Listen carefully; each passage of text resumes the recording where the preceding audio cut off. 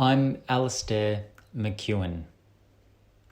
I grew up here in Adelaide and was originally given a sign name that was similar to the sign for judge. This was when I was completing my law degree. I later moved to Sydney and that's where I was given my current sign name, Al. It's nice and easy and used widely. If I recall correctly, SAD was the first board I served on, as well as the AAD board, which is now known as Deaf Australia. Over those years, I learned a great deal from many of my peers. This was in the 90s and deaf advocacy organisations worked tirelessly lobbying on issues such as the right to access captions, bilingual education, mainstream approaches and standards around deaf education generally. For me, the biggest challenge was being able to represent the perspectives of the deaf community, whilst recognising that I bring my own individual experience of deafness and can't profess to know everything, and that I contribute in partnership with my fellow deaf or hearing board members. Which leads me to reflect on an early learning I had at the time. When you're part of a board, it's made up of individuals with such diverse experiences and knowledge. I refer to both deaf and hearing board members here, and whilst you contribute with your own experience and knowledge, it's so important to engage and understand those different perspectives or opinions of other board members and centre your discussions around the shared goal you have as a board. My greatest learning over the years was how to be a quiet advocate. So in contrast to being a loud advocate, which sometimes isn't the most successful.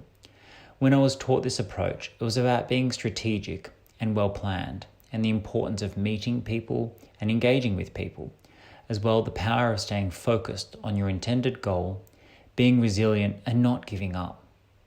When faced with a hurdle, it's about taking a step back and thinking of a different strategy to enable you to keep moving forward.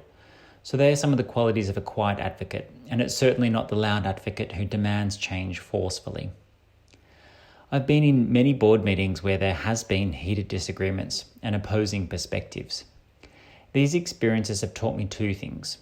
First, when someone has a different view to you, you have a responsibility to find a way to understand where they are coming from. And second, to always stand up for yourself. Your view is important. Your view is based on your own lived experience of being deaf and part of the deaf community. I've taught myself the value of taking your time. Perhaps a discussion on an issue is left unfinished, but this can have value as it allows board members a chance to go away and digest a discussion before coming back to finalise an outcome. I've taught myself that it wasn't necessarily about having the right view, but it was about being able to work together on a shared goal.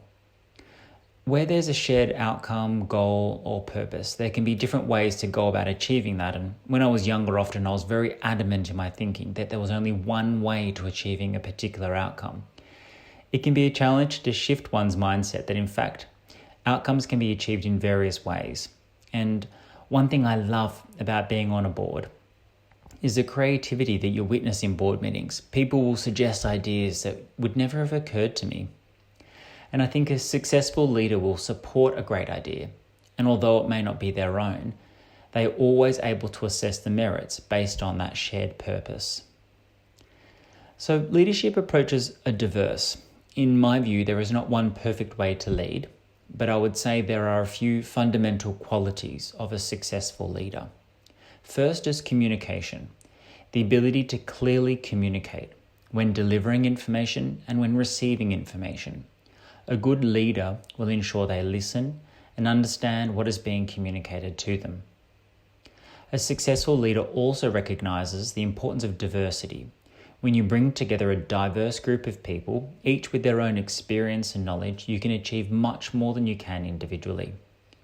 And lastly, a successful leader is reflective and considers why they are in their role. They are clear that as a leader, they are there to contribute to the success of the organisation rather than their own individual success. My advice to young people and up-and-coming leaders would be to go for it. Be confident. Take the opportunity to learn from a deaf mentor or other members of the board. Learn from their experiences. So, if you are young, take up those opportunities and learn as much as you can.